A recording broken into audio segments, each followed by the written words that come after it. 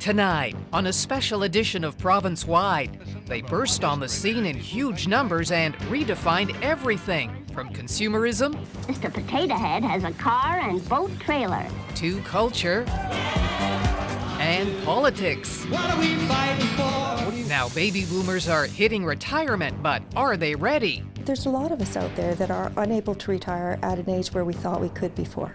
Have they saved enough? How will they impact healthcare? And what will they do with all that spare time? On location at Waterloo Town Square, a special edition of Provincewide. Baby Boomers, the next chapter. Here now, CTV's Daiene Vernile. If as a kid you played with a hula hoop, as a teenager you fought with your parents to wear a miniskirt, and now you're worried how the financial meltdown has rattled your retirement savings, then you are likely a baby boomer. This massive bulge in our population is getting older, and as they do, it's predicted that everyone is going to feel it. Tonight, we are asking a panel of experts for their insights. We begin with a look at boomers and their money. Are they financially ready for retirement? Will they bankrupt the pension system? And if you haven't saved yet, is there still time? When the business of war ended, Canadians turned to the business of making babies. Almost 10 million Canadians were born from 1947 to 1964. And by their sheer numbers, baby boomers made their mark. In the 50s, driving toy sales. When you spank her, she cries. In the 60s, they had their own music. In the 70s, they disco danced. By the 80s, they shopped for big houses and minivans. In the 90s, they invested in the stock market and anything that made them look and feel younger. They will spend any amount of money to look good. And now boomers are approaching retirement. But is the love generation that love to shop financially ready? But through all of that, we've continued to meet payroll and pay expenses. Mark and Joanne Eklund, still in their 50s, feel they're in pretty good financial shape. But like many of their friends, they have a couple of adult kids who still come and go. And they're helping care for an elderly parent. In terms of being in a sandwich generation, we have children. Both of our kids have lived away from home a couple times. Our son has currently come back and living at home and working here in London. The couple wants to downsize from their London home. Those plans are on hold, though, until their kids get settled. You have to make sure you respect them as adults while they're still here in your home. I think that's easier to do once they've moved out of the house. Until that happens, the Eklunds live by this motto: don't spend if you don't have. Like so many people go into so much debt these days, and just be careful. One boomer who knows all about debt is Peggy Belaski. She took early retirement 3 years ago at 55, but had to return to work after her husband died, leaving her with debt. But at this point, I cannot retire until I die, probably. Peggy is getting some advice from financial planner Stacey Arson. I've gone through your finances. To create a retirement nest egg, Stacey wants Peggy to sock away at least $300 a month. There's not a lot of room right now. That's why she needs to make some pros and cons of where she's at. Stacey suggests Peggy downsize to a smaller home or maybe get a roommate. She also wants Peggy to look at long-term disability insurance. What that does is cover you in the event that you can't do 2 of the 6 activities of daily living. Peggy tells us that she likes the plan but wishes she had done a few things differently. I would not have taken early retirement. I would have actually stayed employed and probably put more money away. Now, Stacey Arson, you're here with us now. You're a financial planner. You were giving advice to Peggy. She's 58 years old. Is her story fairly typical? Unfortunately, yes. Her story is very typical of most people I run into, it seems. Well, you obviously want people to have enough money for retirement, but how much of your current income should you expect to need by the time you do retire? About 70%. Now, that there is variables, because if your lifestyle plans are, you have vacation plans or lifestyle through golfing or things like that, you might need to have more money. Okay, for the sake of round figures, let's say you've got a person who's earning $50,000 a year. They're going to retire. You say they're going to need 70% of that, so that's $35,000. Right. How much can we count on the Government of Canada through the pension plan to give us each year? Through the pension plan is around $11,000 right now, but the average Canadian is only receiving $6,000, which depends on contributions, because if that person was maybe home with children, they wouldn't have contributed. Okay, so that's not a lot of money, is it? No. Okay, so you're obviously going to have to come up with, for that person, $25,000 to $30,000 more per year. If you were working for a company and there's a pension plan, you can count on that. But if there's not, and you have that person retiring at 65, how much should they have in their RRSPs? They should have about $370,000 and earning about 5% throughout their retirement. That's terrifying to a lot of people. A lot of money. They probably don't have that. Yes. Now, for people who are watching who say are around 50 and haven't really started saving yet, is it too late? No, it's about starting a plan and really looking at what you're spending your money on. As Mark mentioned, it's about taking notice of everything you're spending your money on. Yeah, so I have to ask you about Peggy. You think she's going to be okay? She needs to make some adjustments. Yeah, but she'll be working for a few more years. Yeah, she needs to make some different choices, I think. I want to bring in Stephen Mark from the University of Waterloo. You study retirement planning for people who are in their 40s, 50s, and 60s. Boomers are supposed to be the best educated group of Canadians ever. So are they very smart when it comes to retirement savings? I think you're right. They are a very well-educated cohort compared to previous generations. I don't think it's really so much a question of are they smart in terms of their retirement savings, but the big question is, are they going to have enough for their retirement? The other thing that I think is important to keep in mind is the fact that it's a very large generation, not just in terms of absolute numbers, but as you mentioned in your opening segment, they were born in 46, 47, and then the tail end of that generation was 64. So the experience for boomers who are entering retirement now, they had their peak earning years during a huge economic boom, okay?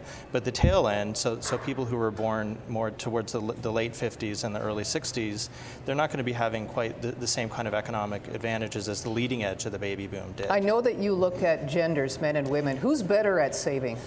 Typically, this is, I don't mean to say to favor men necessarily, but men do tend to be better at retirement planning and financial planning in general than women do. Why is that?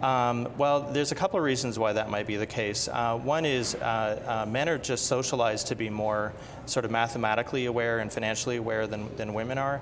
The other thing in terms of financial planning and retirement planning is women's career trajectories are often more disrupted than men's career trajectories are, and it makes them harder. It makes it harder for them to plan for retirement and save for retirement compared to men. Now, the old age pension system works, of course, when you've got working people who are paying into it through their taxes, so you've got the retired people who are drawing.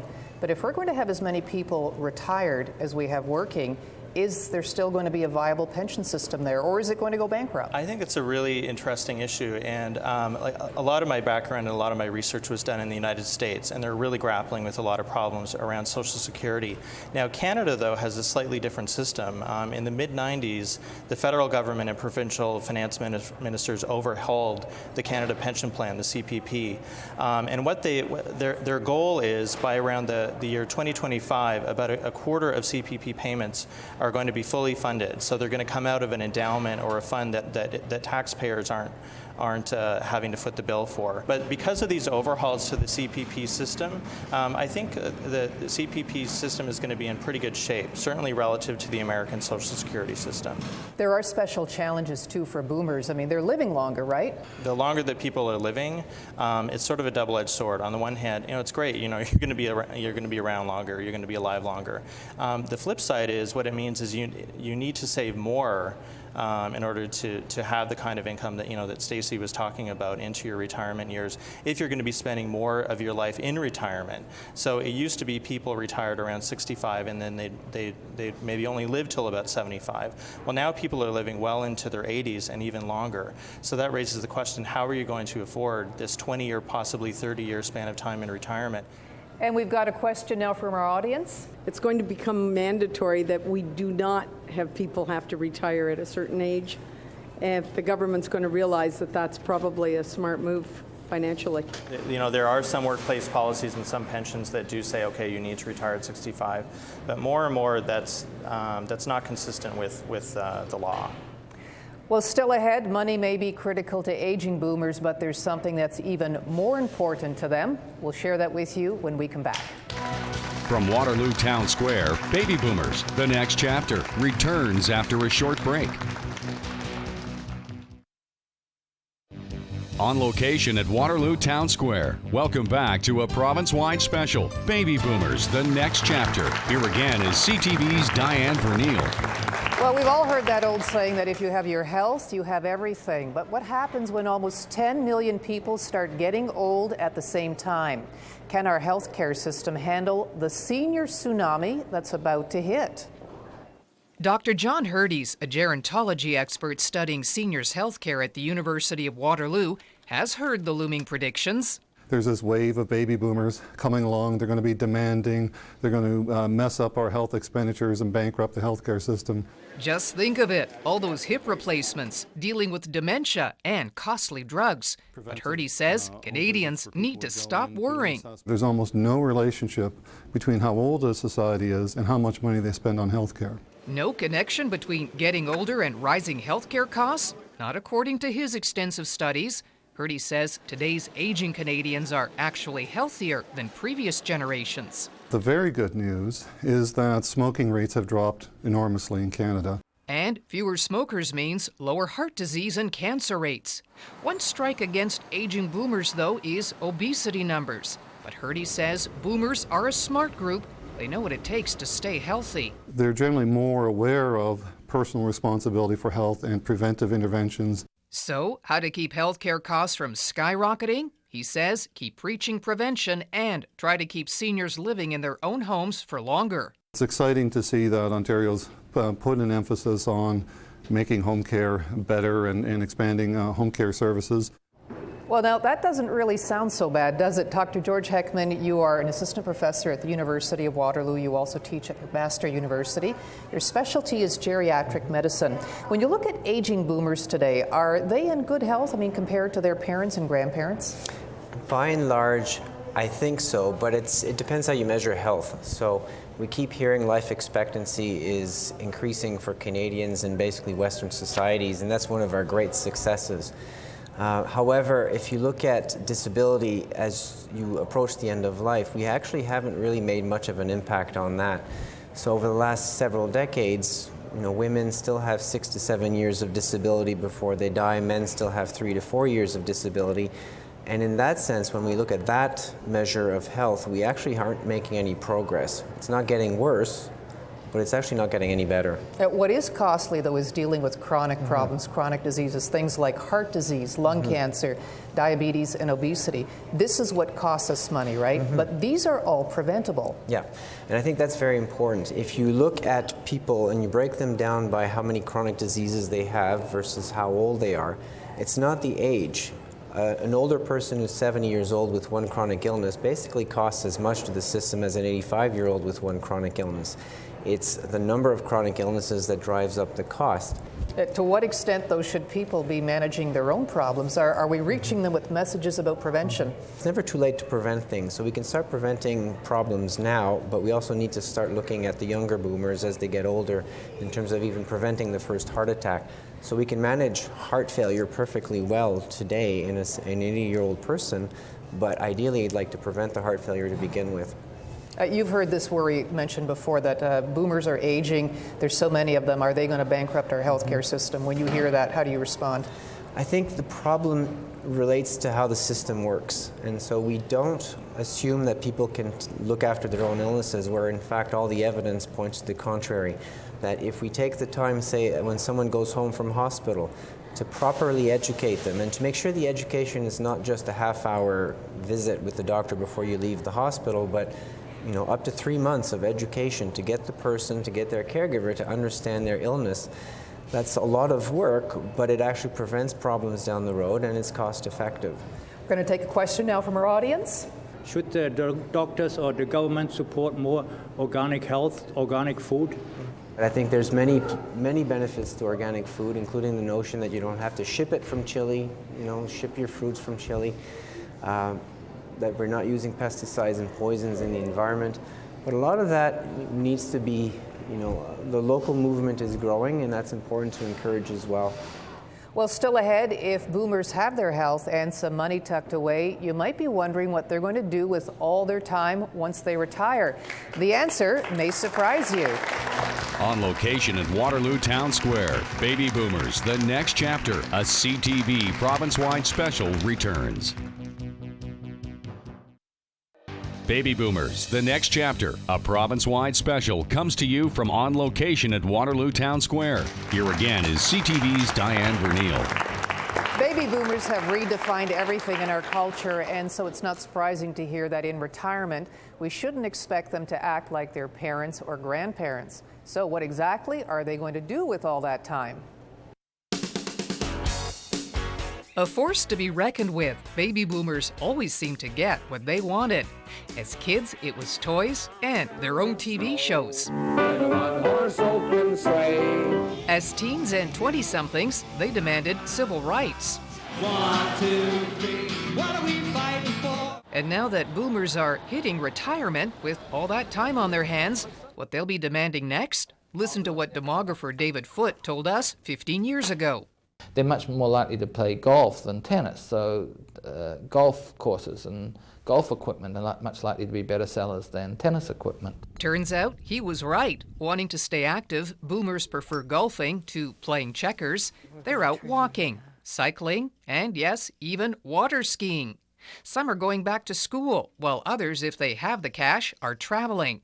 But don't expect to see them doing crossword puzzles on the beach. And they're looking for comfort. They don't mind biking all day and then going to a 4-star hotel for a fabulous meal in the evening. It might all sound a bit self-indulgent, but media mogul with Zoomer magazine, Moses Neimer, says, look for boomers to give back.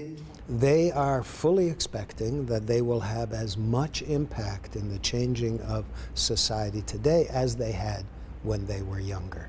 Well-educated, with a lifetime of experience, baby boomers will make a formidable volunteer force. Well, one person who cares very much about how seniors spend their time is Mark Hildebrand. You are the Director of Community Programs and Services with the City of Kitchener. And I understand you've just finished an older adults strategy. What was that all about? Well, in anticipation of the baby boom market coming through to their retirement years, we, instead of reacting to that, we wanted to anticipate what the needs would be.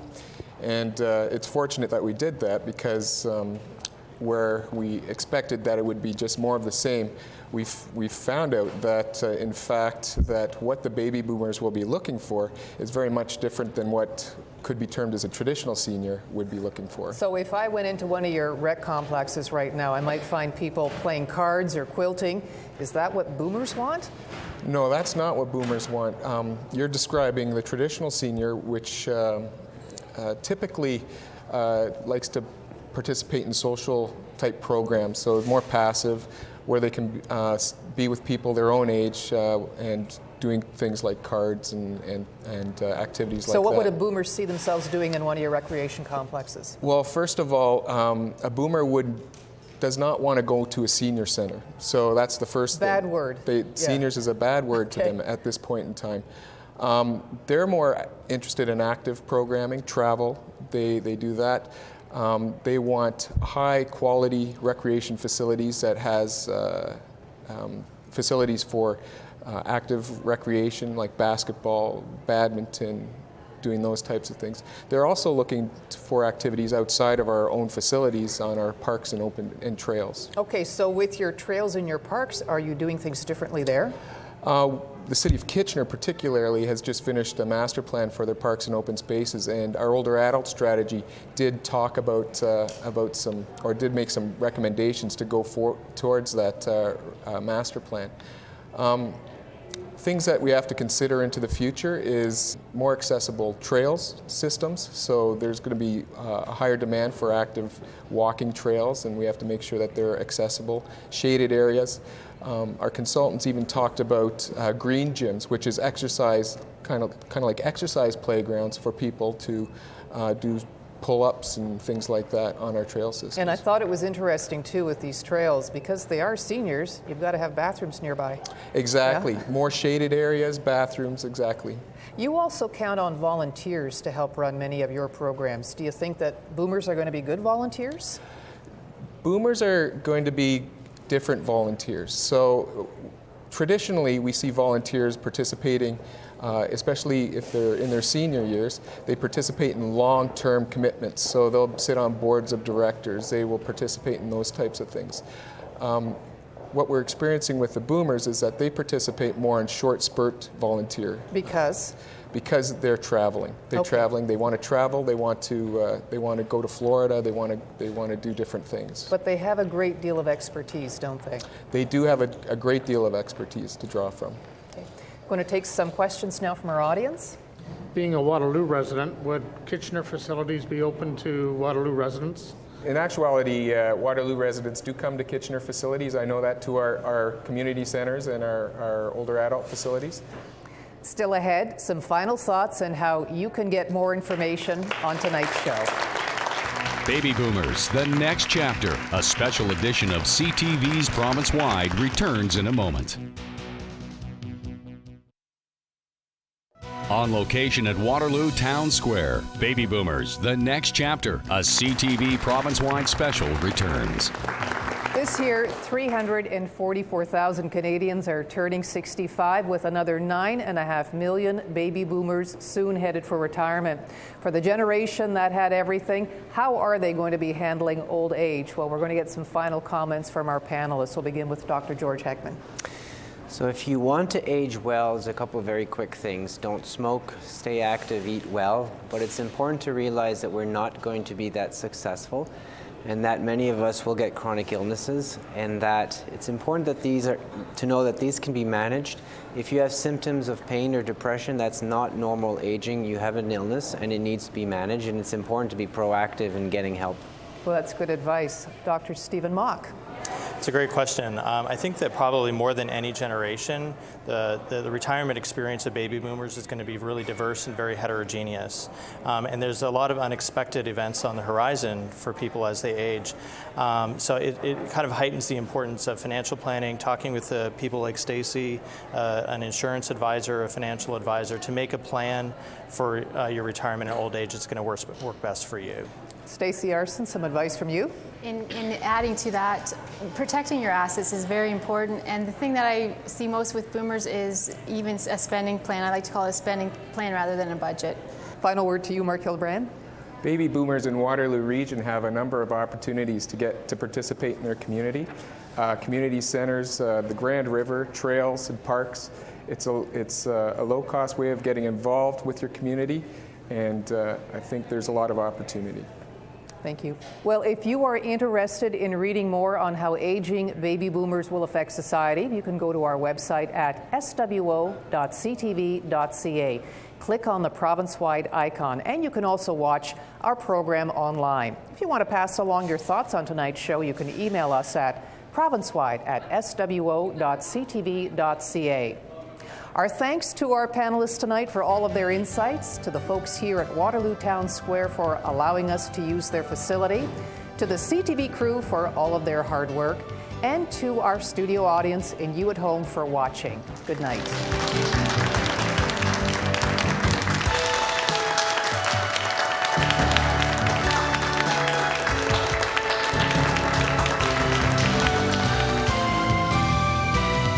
This has been a special edition of Provincewide.